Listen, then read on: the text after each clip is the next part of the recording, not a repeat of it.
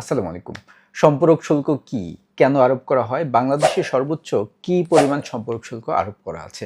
এবং ঠিক কোন পণ্যটির উপরে এই সর্বোচ্চ পরিমাণ সম্পর্ক শুল্ক আরোপ করা হয়েছে?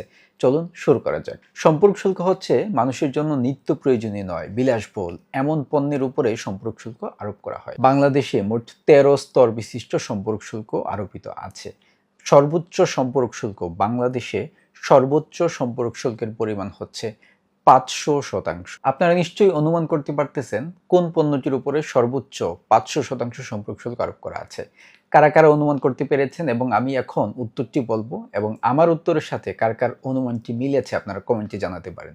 বাংলাদেশে সর্বোচ্চ ৫০০% সম্পর্ক শুল্ক আরোপ করা আছে মোটর গাড়ির উপরে। সব মোটর গাড়ির উপর কিন্তু এই ৫০০% সম্পর্ক শুল্ক আরোপিত নেই। যেসব মোটর গাড়ির সিলিন্ডার ক্যাপাসিটি ৪,০০০ সিসির উপরে, এইসব মোটর গাড়ির উপর সাধারণত এই ৫০০% সম্পর্ক শুল্ক আরোপ করা হয়েছে।